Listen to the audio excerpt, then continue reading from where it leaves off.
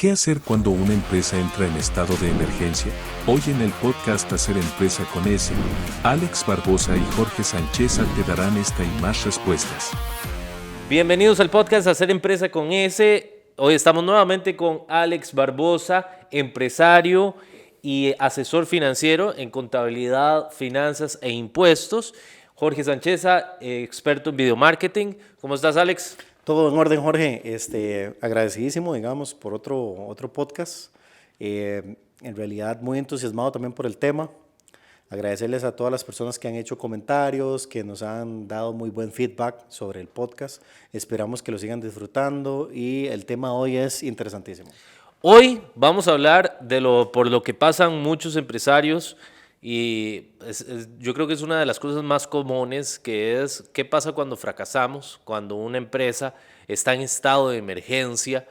Y es como un tema muy recurrente escucharlo a nivel de emprendimientos, ¿verdad? Sucedió algo y tengo que tomar decisiones para no caer o definitivamente cierro la empresa. Pero ¿qué pasa con las grandes corporaciones? ¿Qué sucede en esos casos? ¿Cómo es los sistemas que ellos utilizan para poder mitigar una crisis en sus empresas, en sus corporaciones? Correcto. Bueno, este tema, Jorge, nace justamente por lo que en algún momento en otro podcast hablamos de qué hacer cuando nada se puede hacer, ¿te acuerdas? Claro. Eso fue un tema que conversamos. Este tema va en la línea de qué protocolos deben activarse en una empresa cuando entra en estado de emergencia, ¿verdad? Pero antes sería bueno como analizar qué significa eso, ¿verdad? Una empresa en estado de emergencia. Entonces, recordemos, ese término nace principalmente como una parte digamos, una de las decisiones que puede tomar un gobierno sobre una situación particular que esté pasando en el país. Okay. Entonces, el famoso declara en estado de emergencia. Okay, ¿qué significa declarar estado de emergencia por un riesgo natural, por ejemplo, digamos, como un huracán, como un terremoto, como un incendio, etcétera? Cuando uno habla de que se declara un estado de emergencia en el plano, digamos, político, se refiere que surgen una serie de situaciones que hacen que nuestra realidad cambie totalmente. Y que no solo que cambie totalmente, sino que esa realidad está sujeta a lo que está ocurriendo, ¿okay? A esa emergencia que está ocurriendo. Entonces, recordemos con la pandemia, por ejemplo. La pandemia, muchos países declararon estado de emergencia a razón de la pandemia. Cuando se declara ese estado de emergencia, se activan protocolos en el país, ¿verdad? Que implican, por ejemplo, que se asigna presupuesto adicional, la ejecución del presupuesto es más expedita, se le dan facultades especiales así a diferentes ministerios, etc. Entonces, de ahí viene el término. Entonces, la pregunta aquí sería, ¿las empresas podrían en algún momento estar en estado de emergencia? La primera respuesta es sí, claro que pueden estarlo. Me gusta la palabra protocolos. Ajá. Porque no solamente, primero está en plural, eso quiere decir que no es nada más uno, sino Correcto. que cuando hay protocolos hay diferentes variantes de lo que puedo hacer si sucede una cosa a que suceda otra completamente distinta. Correcto. Entonces me gusta mucho el término que utilizas con respecto a protocolos. ¿Qué protocolos son los más habituales que existen en empresas para tomar la decisión de qué hacer para cada una de las circunstancias donde existen crisis? Ok, perfecto. Vamos a ver, cuando una empresa, y aquí eso es un tema importante, cuando una empresa entra en un estado de emergencia, no es porque le pasó algo aislado, no es porque tenga un frente abierto o una situación específica que resolver. No es que, por darte un ejemplo, si eso es una empresa de manufactura, no sé, el proveedor principal me quedó mal. Eso no es estado de emergencia per se, ¿verdad? Un estado de emergencia es donde empiezan a surgir una serie de situaciones en la empresa que me están afectando como un todo. El proveedor principal me está faltando, por ejemplo, pensémoslo de esta manera, mi cliente principal está por irse a la competencia, mi personal clave se me está yendo en fuga, los socios están en disputa, o sea, son varias variables que se están degenerando en el momento. Entonces, como bien lo mencionas, ¿qué protocolos? El primero es, en una empresa en estado de emergencia, lo primero que tiene que es solidificar a las cabezas de esa empresa. Entonces, ¿qué significa? Como cerrar filas, llamémoslo así. Entonces, ¿qué significa eso? La junta directiva de esa empresa debe sesionar y establecer una hoja de ruta para salir de ese estado de emergencia. ¿Okay? Para poder sortear lo que viene. Entonces, ¿por qué? Porque pensémoslo de esta manera. Supongamos que una empresa, no sé, pensemos en una empresa que se dedica, no sé, al negocio minorista. Entonces, lo que haces es que, por ejemplo, vendes productos de consumo masivo, por darte un ejemplo. Eso es un supermercado.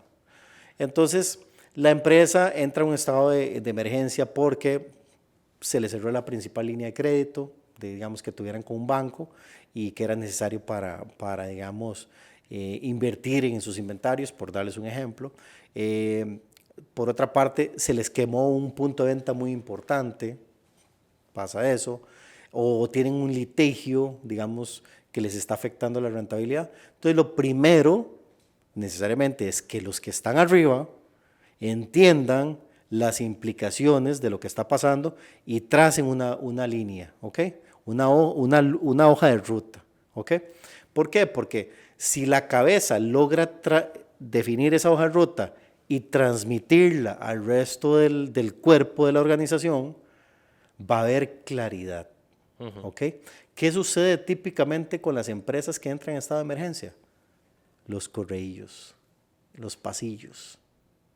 Se habla de, mira, la empresa está mal, ¿verdad? Porque, qué sé yo, ya no llegan tantos pedidos como antes, no, ya nos van a despedir, ya, mira, fulanito dijo tal, y empieza ese correo, digamos, de brujas en los pasillos de la empresa que le hace daño fuertísimo. ¿Por qué ocurre eso?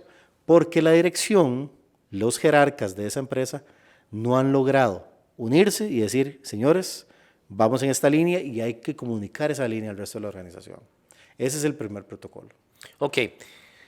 Ante tantas variantes que puede existir, nuestra imaginación es gigantesca y limitada y resulta que me puedo imaginar un montón de variantes. ¿Cuántos protocolos mínimos consideras vos que se deberían tener para una situación X que suceda? Ok, eso es interesante. Eso creo que dependerá de la emergencia a la que te enfrentes, ¿verdad? Entonces habrán emergencias que requieran desplegar varios protocolos, pero los básicos creo que, digamos, deberían ir en el siguiente orden. El primer protocolo, la sesión de junta directiva en firme para trazar el plan de acción y comunicarlo. Eso sí o sí tiene que ocurrir. El segundo protocolo, tiene que haber encargados de la organización en determinar cuál es la situación financiera de la empresa en ese estado de emergencia. ¿Por qué? Porque te lo decía detrás de cámaras. Si una empresa está en una situación de emergencia, porque estén ocurriendo mil cosas, una de las cosas que generan más ansiedad es no saber si las finanzas están bien o están mal, o cómo vamos a salir a fin del mes. Entonces, tienes que sí o sí tener el personal adecuado midiendo esa parte financiera. Y no solo midiéndola, sino, digamos, trazando informes que van para la junta directiva, que le permita a la junta directiva tomar buenas decisiones. Entonces, no solamente los famosos estados financieros, aunque son muy importantes, no solo esos. Si, por ejemplo, te voy a poner el caso que te decía ahora, si el estado de la emergencia de una empresa está asociado con un litigio que tiene, entonces quizá lo más relevante para esa junta directiva sea información financiera asociada a qué líneas de negocio me pueden afectar si ese litigio se materializa. ¿Ok? Entonces es un informe específico que va a pedir esa junta directiva. ¿Ok? Entonces, después de definir ese tipo o poder medir la parte financiera, sí o sí creo que tiene que haber lo que yo llamo como el swap, el equipo swap para atender esa emergencia. ¿Ok? ¿Qué significa eso? Vamos a ver, la organización tiene su día a día. Pensando en un ciclo operativo de una empresa. La empresa, pensemos que una empresa de manufactura, ¿ok? Qué sé yo, manufacturar ropa. Entonces, hay un proceso definido, eso no va a cambiar. Pero si tienes un problema de obsolescencia tecnológica en tu organización, tienen que haber personas específicas trabajando en solucionando ese problema. Claro. ¿Ok? Sin parar la operación. ¿Ok? Entonces sí, tenés que trazar dentro de tu protocolo quién tiene que conformar ese equipo swap, llamémoslo así. Ahora, cuando conversamos de crisis, ¿qué empresas te han enseñado con respecto al manejo de crisis? ¿Qué situaciones has visto a nivel empresarial que han manejado bien o mal la crisis que te han dejado una enseñanza? Bueno, hay múltiples, o sea, yo diría que todas las empresas exitosas, todas, absolutamente todas, dan muestra de cómo han manejado situaciones de emergencia. Entonces, te pongo un ejemplo, una que es muy conocida, es una empresa pública, que es Starbucks. ¿Ok? Starbucks, cuando empieza, sale en bolsa, ¿verdad? Se entra en bolsa. Su socio fundador y gerente, digamos, general en ese momento, deja la organización andando con una serie de puntos de venta muy bien colocados a nivel de Estados Unidos. La gente le gustaba el producto, etc. Pero fue un boom. Y de un pronto, otro ese boom, las personas dejaron de ir a las cafeterías. ¿Por qué? Porque el sabor del mes ya no es el sabor del mes, ¿verdad? Entonces, como te digo, es Starbucks, una de las empresas más exitosas en temas de, por ejemplo, de punto de venta de bebidas y alimentos, ¿ok? Claro. Y que estuvo en su estado de emergencia, ¿ok? Entonces, ¿qué hicieron ellos? Lo ves, vos vas ahora a Starbucks y vas y ves frappuccinos, ves bebidas con contenido de café, otras sin contenido de café, ves un menú más variado. Antes solamente había repostería salada y dulce, ahora ves un menú más robusto donde vos puedes ir no solo a tomarte un café. Entonces ellos invirtieron en eso. Si vos ves en Starbucks hoy por ahí, por ejemplo, ya no es el típico, ¿cuál es su nombre? Y le anotaban su nombre. Ahora vas a un Starbucks y te piden tu nombre, claro, pero más bien lo que te dejan es un mensaje. Ah, ok. Hoy vas a tener un excelente día. Hoy la vida te va a sorprender. ¿Qué hay detrás de eso? Ya la gente que la llamen por su nombre no es suficiente para ir ahí. O claro, ya no era el aliciente, ¿verdad? Necesitan un mensaje más personalizado. Exacto. O quizás le estás dando un mensaje a una persona que quizás lo necesita en ese momento. Entonces es un ejemplo de cómo han lidiado esa empresa con estados de emergencia. Hay empresas que actualmente están lidiando con ellos. Entonces ves ejemplo de empresas como...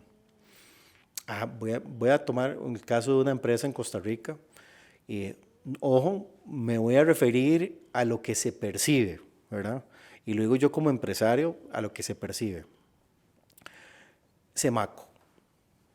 ¿Ok? ¿Vos recuerdas Semaco? Claro. Una tienda por departamentos. Todo el mundo, ¿qué era lo que hacía en Semaco? No me acuerdo, yo era de la zona sur. Ah, bueno, exacto. ¿Recuerdas Semaco? Semaco era una de las tiendas departamentales más fuertes en Costa Rica. Ajá. Entonces usted decía, vamos a Semaco, entonces ibas a comprar cosas del hogar, Okay. cosas digamos, para tu cuarto, etc. ¿Qué empezó? El mercado empezó a mutar y empezaron a entrar participantes extranjeros en el negocio, ves, por ejemplo, tiendas departamentales como Simán, como Shoppers, ves un montón de tiendas que empezaron a competir directamente con Semaco. Además de otras que quizá que vendían productos de una calidad que podría considerarse inferior, pero que era una calidad aceptable para el consumidor. Entonces, que empiezan a perder posicionamiento. Y lo es. Sí, yo recuerdo que en su momento Semaco era un referente en términos de tiendas departamentales. Ujú. Y recuerdo que también tenían una división que creo que se llamaba Bebemundo. Era una tienda de departamentos para solo cosas de bebés. Y empezaron a reducir, han tenido que empezar a reducir sus conceptos de tienda, ¿verdad? Entonces, sin temor a equivocar, o sea, a ver, no conozco las finanzas de Semaco, ¿verdad? Y esto lo quiero aclarar. Pero en la percepción empresarial te hace ver como que han tenido que hacer pequeño su negocio. Claro. Probablemente ahí estemos ante una empresa que tuvo o ha tenido que de explicar protocolos digamos, de emergencia. Ojo, nuevamente, insisto, no conozco el caso de Semaco, puede ser una empresa muy sólida, puede ser que simplemente han variado su modelo de negocio, pero la percepción es esa. Y lo más probable es que sí sea. Correcto. O sea, Sí, son empresarios de años en Costa Rica, pero es interesante. ¿Okay? Semaco, por ejemplo, en el caso de Semaco. Y además, veámoslo así, los diarios en Costa Rica, los periódicos en Costa Rica. Y eso es una situación mundial. Es una situación mundial porque usted ve casos como, creo que el Washington Post, Ajá. que fue adquirido por Jeff Bezos, Twitter, Ajá. por Elon Musk, Facebook, Mark Zuckerberg y todos estos más. Entonces, al final, el mensaje que tiran es el que yo me adueñe de un medio de comunicación hace que mi mensaje al mundo, mi impacto, va a ser mucho mayor y yo soy el que controlo la noticia. Ok. Entonces eso es muy interesante porque es un fenómeno que hace décadas se tenía, digamos, era como el inconsciente colectivo de la gente, era así, ellos son los que controlan qué decir y qué no, pero ahora con estos billonarios es como evidente, ¿verdad? Sí, claro. Es como, sí, claro. ellos lo tienen bastante claro, yo quiero manejar la noticia y que sea a mi favor. Claro. Claro, y lo ves, por ejemplo, acá en Costa Rica, vamos a ver, pasa algo muy similar, ¿verdad? Entonces ves diarios, digamos, como Grupo Nación, donde era un monstruo, digamos, en términos de comunicación. Ahora ves un Grupo Nación que ha tenido que replegarse a hacer un diario, digamos, con una línea editorial, y han dado una respuesta tecnológica bastante profesional, si lo ves. Pero probablemente, no probablemente, es un hecho, han tenido que ajustar su modelo de negocio. Claro. O sea, totalmente. Y ves Grupo Extra, que también se había declarado en quiebra y luego fue comprado por un grupo, me parece que es el grupo de Transcomer, me parece, que habían comprado, digamos, Diario Extra. Entonces se va a esa línea que estás mencionando. Ahora,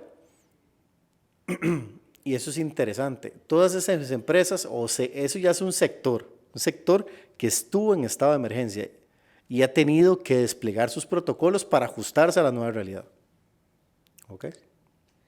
¿Y qué otras empresas están en estado de emergencia o han estado y que han salido adelante? Ok, te voy a plantear, por ejemplo, ahorita dos sectores y voy a decirlo de esta manera. Son empresas que desde mi perspectiva, deberían de empezar digamos, Transformarse. a transformarse y también activar esos famosos protocolos, ¿verdad? Entonces, te pongo un ejemplo. Ahorita hay una que está en estado de emergencia y ya son varios años de estarlo, que es Intel. Uh-huh.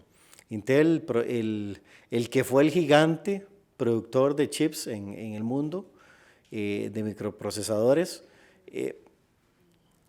ha visto perder paulatinamente su participación en el mercado y con el advenimiento de la inteligencia artificial y el cambio tecnológico que, digamos, que hay a nivel de producción de microprocesadores, hace que sea una empresa en estado de emergencia y realmente que, digamos, está haciendo lo que puede para sostener su participación, está tratando de hacer lo que necesita para ponerse al día, llamémoslo así.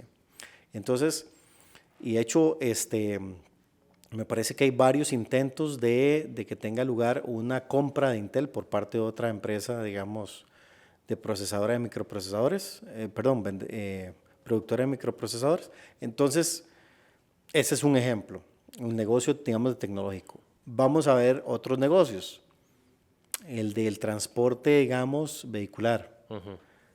¿Ves? Las empresas japonesas, productoras de vehículos, Honda, Nissan, creo que Mitsubishi, son tres que recientemente habían suscrito la posibilidad de hacer un acuerdo de unificación de las marcas para hacer frente a los gigantes chinos de producción de vehículos eléctricos. Wow. Era un acuerdo multimillonario para, digamos, ver si se unificaban todas. Recientemente se había dado un comunicado de que el acuerdo no prosperó y que cada una va a continuar. Creo que en ese también estaba Honda. Entonces, en ese acuerdo, digamos, no prosperó, entonces cada una va a continuar por su cuenta, pero todas van a participar o todas van a aportar en la participación o, digamos, el proceso para inversión en tecnología, digamos, en vehículos eléctricos. Esta industria japonesa en vehicular está en estado de emergencia. Igual como lo está, por ejemplo, la industria vehicular en Alemania. ¿Ok? ¿Por qué? Porque la llegada del los gigantes chinos en producción vehicular eléctrica cambió totalmente el mercado. Sí, y qué interesante que venga, digamos, que todo esto surgió de una idea de Elon Musk, ¿verdad? Que fue como la cara de decir, no, o sea, se pueden hacer carros atractivos, bonitos, eléctricos, y al principio todo el mundo no se lo tomaba en serio, y a partir de ahí hubo un despliegue de tecnología que hizo que estos carros fuera la norma, de alguna manera. Vieras que es interesante, Jorge, porque si estudias un poco el crecimiento, bueno, digamos, si estudias un poco cómo ha sido el proceso de creación de una flota vehicular eléctrica, te vas a dar cuenta que Elon Musk es un excelente publicista. A ver, es un excelente empresario, pero más que todo es un excelente publicista. Sí, esa es la fortaleza de él. Exacto, porque esta conversión de la flota vehicular eléctrica se genera, o digamos, esta explosión del vehículo eléctrico se genera en China. ¿Por qué? Porque en China, para controlar las emisiones de carbono en las grandes ciudades, dijeron, nos trazamos como objetivo que toda la flota vehicular tiene que ser eléctrica. Entonces se hizo una inversión increíble en materia, digamos, de tecnología para llegar ahí. Claramente, en paralelo tenés un Elon Musk creando en el mercado, digamos, norteamericano ese nicho que no existía.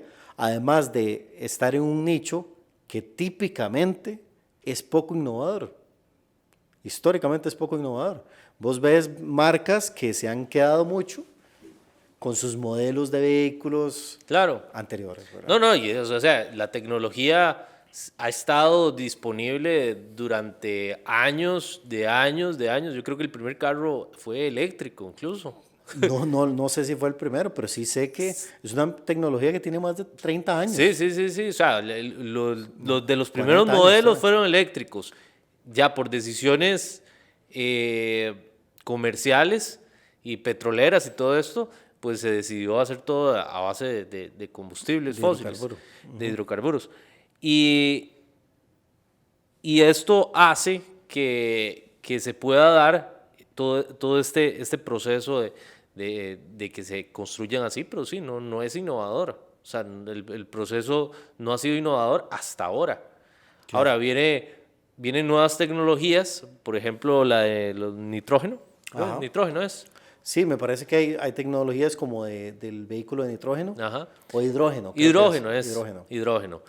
Las tecnologías como la del hidrógeno, que son mucho más limpias que las eléctricas, porque el tema de las baterías y todo Claro. eso, el tema es cómo se le da el hidrógeno a todos estos vehículos, y cómo van a ser las estaciones, cómo que las estaciones estén disponibles a hacer esa transición. O sea, es todo un proceso, pero por ahí va. O sea, yo le veo más potencial a lo de hidrógeno que al eléctrico, porque el eléctrico tiene muchos retos a nivel de largo plazo con el tema ecológico. ¿Cómo se puede realizar un diagnóstico para saber los estados financieros, si están en un estado de emergencia o no? Sí, exacto. Si una empresa desde el punto de vista financiero está en un estado de emergencia, Sí. ¿qué se puede hacer? Bueno, evidentemente en finanzas existe algo que se llama un análisis vertical y un análisis horizontal de los estados financieros. ¿Qué significa eso? Un análisis vertical lo que te dice es qué conforma ese estado financiero, qué es lo más importante. Entonces, imagínate, si tuvieses que, por ejemplo, meter todo lo que tiene la empresa en esta tasa, podrías decir, de todo lo que tiene la tasa, un 50% de lo que tiene la tasa lo tengo en maquinaria. ¿Todo bien? Y si ves, por ejemplo, a nivel de deudas, todo lo que tengo en la tasa de deudas, un 80% son deudas con el banco que paga una tasa de interés alta, ¿ok? Ahí me da algún tipo de indicador de que tienes que refinanciar algo. Ok. ¿Ok? Entonces, para eso sirve el famoso análisis vertical. El análisis horizontal me sirve para mí compararme. ¿Compararme respecto a qué? Mi presupuesto, por ejemplo. Entonces, yo vengo y analizo mis estados financieros, donde veo mis ventas como voy ahorita versus como dije que iban a ir conforme a mi presupuesto. Entonces, eso, voy un 30% por debajo. ¿Qué está pasando? ¿Ok? Entonces, esa es una forma de analizar los estados financieros para darte cuenta si podrías estar en un estado de emergencia. ¿Qué errores son los más comunes al enfrentar una situación financiera en crisis? Los errores más comunes. Ok. El primero, pareciera ilógico, es pensar que hacer la empresa más pequeña es lo mejor y es lo único que se puede hacer. Y eso quiero, digamos, explicarlo de la siguiente manera. Supón que tienes una empresa, ¿verdad?, que vende un producto determinado, ¿ok? Y tu volumen de ventas ha caído, o el volumen de lo que vendes ha caído un 20%. Y tu fuerza de ventas sigue intacta. O sea, las personas, los agentes vendedores, siguen siendo los mismos. Entonces, el error típico que se comete cuando se considera que hay un estado de emergencia es, hagamos el tamaño de la empresa más pequeño, porque es lo que hay que hacer. Eso muchas veces es un error, ¿ok? Porque quizá lo que tienes que ajustar no es el tamaño de la empresa, sino la estrategia de la venta, ¿ok? Típicamente lo que hacemos los seres humanos cuando nos atacan, ¿qué es? Encogernos. Encogernos, exacto. ¿Por qué? Nos replegamos.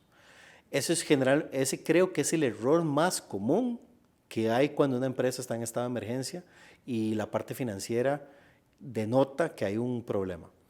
De hecho, Richard Branson, uno de los empresarios de creadores de Virgin, ¿verdad?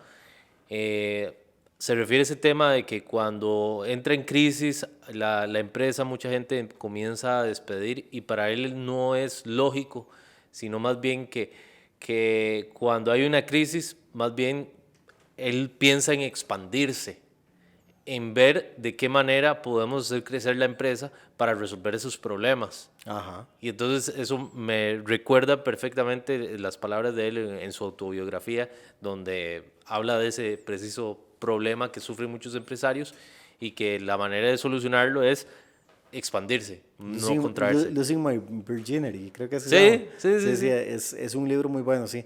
De hecho, es esto que te digo, o sea, el gran error típico cuando hay estado de emergencia y nos está tocando la parte financiera es, me repliego, ¿ok? No significa que esté mal hacerlo. A lo que me refiero es que a veces hay otras alternativas menos costosas que hacerlo. Porque, te lo pongo así, el día de mañana vos quieres reducir tu fuerza laboral, si eres un empresario responsable vas a tener que liquidar ese personal. Y eso implica una erogación financiera. Claro, porque cada despido... No, No es que hasta luego. no, o sea, ahí va Un paquete de un compensación, paquete de compensaciones, liquidación, dinero. todo. Exacto. Claro. Entonces, claramente, sí, digamos, no es, no, o sea, ese es el típico error. El otro error que veo yo con eso es a la inversa. Necesito, digamos, o sea, estamos en una situación financiera difícil, es inyectar capital. Inyecte capital. Y asuma deuda. Hay un libro buenísimo escrito por Henry Ford, el fundador de Ford Motors, ¿verdad? Es la autobiografía de él. Y él habla muy bien de este tema. Y él habla que en algún momento la economía norteamericana estaba cayendo en crisis, digamos, estaba cayendo, me parece que en una recesión. Entonces, cuando ellos analizan lo que está pasando en el mercado, hace que el consumidor esté dispuesto a pagar menos por el vehículo. Entonces se les reducen a ellos los márgenes. Entonces, en algún momento, él hace un análisis muy interesante. Lo primero que le dijeron es, señores, ¿cuánto va a durar esto? 8 meses, un año. Entonces el financiero le dijo a él, pero ahí tenemos líneas de crédito, podemos aguantar ese tiempo con esas líneas de crédito. Y él, interesante, le dice al financiero, hagamos como si no tengamos ese dinero. Y hagamos una propuesta de qué tenemos que ajustar en nuestra estructura de costos con tal de no tocar ese dinero. Entonces él hace un análisis y su reflexión es que el sistema financiero, al ser tan, llamémoslo así, obviamente su negocio es prestar dinero, lo que él busca es prestarte. Y en consecuencia, si te presta, cuando yo te presto dinero y te exijo un interés, lo que estoy haciendo es quitándote parte de tu utilidad. Claro. Entonces vos estás operando tu negocio y usted me paga vía interés, me estás transfiriendo parte de tu utilidad. Entonces él lo que decía era eso. Los bancos es muy fácil, nada más te doy el dinero, pero no resuelve el problema de fondo. Ese es el otro tipo de problema que existe en las crisis digamos, de empresas o los estados de emergencia, es que la gente cree que simplemente es inyectar capital. Y no, tampoco esa es la solución. Tienes que ser, en estado de emergencia tienes que ser muy creativo. Tienes que plantearte creativo y ser muy analítico, cuestionar qué es lo que realmente le está ocurriendo a la empresa, qué es lo que tienes que realmente hacer. Por eso yo te decía, el comité directivo, o sea, los jerarcas de la empresa tienen que analizar, sentarse y decir, señores, nos está pasando esto. ¿Qué tenemos que hacer? Es todo un reto. Ahora, uno de nuestros socios más directos, pero no precisamente nuestros socios, son nuestros proveedores, ¿verdad? ¿Cómo uno puede llegar, qué estrategias uno puede tener para que los proveedores le den una solución que nos funcione a nosotros y nos ayude a salir de un estado de emergencia? O sea, eso es muy importante. Por ejemplo, y voy a nombrar también el tema de Henry Ford. Henry Ford, cuando se da este tema de que el consumidor norteamericano está dispuesto a pagar menos por un vehículo y en consecuencia ellos tenían que bajar el precio de los vehículos, lo primero que él hace es, ok, señores, si ese neumático cuesta tanto, tenemos que reunirnos con el proveedor de los neumáticos y que nos dé alternativas para no bajar la calidad y conservar y lograr mejorar el precio, ok, nuestros costos. Entonces, tus proveedores, por eso es tan importante una red de proveedores buena, son especialistas en el producto que te venden, o así debería ser. Si vos tenés equipo tecnológico y tienes un proveedor que te vende micrófonos, que te vende cámaras, luces, etc., esperarás que si vos te sentás con ese proveedor y le digas, mira, ya no puedo hacer la inversión en el equipo de iluminación que venía haciendo, pero necesito solucionar este problema. Ese proveedor te ganará tu confianza si te dice, bueno, estas son las alternativas que tienes, un costo menor, tenés que trabajar estos temas de calidad, pero lo puedes hacer así. Vos vas a valorar ese proveedor. Entonces, por ahí va. Identifica esos proveedores que te pueden dar un valor agregado que te ayude a optimizar los costos. ¿Cuándo es el mejor momento para decidir despedir a alguien o dejar ir en un estado de crisis entonces? Wow. ¿Cuál es el momento adecuado para despedir a alguien o dejar ir? Yo creo que ahí es mucha intuición. O sea, y lamentablemente muchas veces los despidos responden más a un tema emocional en algunos casos que a un tema, digamos, objetivo, bien analizado. ¿Ok? Y no solo los despidos, inclusive las renuncias, ¿verdad? Las personas muchas veces en estados de crisis renuncian. O en estados de emergencia renuncian. ¿Pero por qué renuncian? Porque no se les ha comunicado adecuadamente cómo hacer frente a esa situación. ¿Cuáles son los pasos claves para diseñar un plan de manejo de emergencias? Los pasos claves, ok. Una vez que se reúne ese comité, ¿verdad? O esa junta directiva para trazar la hoja de ruta, es fundamental, importantísimo, que las empresas, es importante, fundamental, que esa hoja de ruta sea simple, ¿ok? No puedes poner, o sea, no vas en una crisis o en una situación de emergencia en la empresa, no se trata de hacer mucho, se trata de que lo que hagas importe, ¿ok? Entonces, menos es más en crisis, en emergencia menos es más. Haz las cosas que son relevantes. De hecho, uno debería siempre hacer eso. Sí, sí, sí.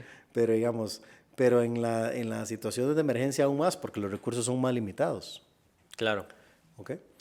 Ahora, ¿cómo hacemos para equilibrar eso, la estabilidad versus la proyección de una crisis? ¿Cómo lograr estabilidad? ¿Cómo lograr esa estabilidad? O sea, ¿cómo lograr, digamos, un balance? Un balance. Entre estar en una relativa calma. Ajá. Y un estado de emergencia. Lo describiste muy bien. Aquí justamente ayer escuchaba una charla, digamos, de la que vos participaste en TEDx. Ajá. La comentaba, que me parece que es un ingeniero físico, sí, así se llama, ¿verdad? Ingeniero físico. Digamos, estudia ingeniería en física, digamos, ingeniería en física. Entonces, él hablaba, muy interesante, de algo que él aprendió cuando estudió eso. De acuerdo. Que cuando él estudió física, él lo que quería era entender cómo funcionaba el mundo, cómo funcionaba el universo. Y él, casualmente en su charla decía, ¿cómo funciona el universo? El universo funciona con el caos, si lo analizas. Y ponía ejemplos. Digamos que usted está en su casa, solo usted, y su casa está desordenada. Usted llega a la limpia, sale de su casa, le pone llave y se va. Y vuelve dentro de un año. Cuando usted vuelve, ¿cómo está la casa? Sí, sí. Sucia. Entonces, ¿por qué? Porque él, y acertadamente dice, el universo tiende al caos. Y nosotros tendemos a ordenar el caos. ¿Ok? Entonces, yo creo que ese balance que estás mencionando es la naturaleza misma de cualquier cosa o cualquier realidad humana. Claro. Y en las empresas no es la excepción. El balance siempre lo va a buscar el empresario que lucha porque su empresa salga adelante versus las circunstancias y las realidades que quieren botarle de ese punto. Aquí lo importante es entender, y esto me encanta, a mí me encanta un proverbio japonés que trata de este tema, y es entender que el estado de emergencia es como cualquier otro estado, como cuando usted está en bonanza. Y hay un proverbio japonés que me encanta que dice, después de la batalla, ajústate el casco. ¿Qué significa eso? Que va a continuar. Sí, señor, esa es la vida. Así es la vida. Hay que abrazar el cambio. Exacto. Entonces es interesante. Acá, dejando ese proverbio, nos despedimos. Muchísimas gracias, Alex. Abrazar el cambio, ver que después de todo lo que los empresarios lo que hacemos es resolver problemas y eso es parte de lo que tenemos que enfrentar. Los problemas vienen y van y la cosa es resolverlos y dar un servicio a cambio de eso. Así es. Muchas gracias, Jorge, y a todos. Muchísimas gracias por acompañarnos. Éxitos en tu camino. Bye bye. ¿Y vos qué opinás? Deja tu opinión y dudas en los comentarios para responderlos en el próximo podcast de Hacer Empresa con S.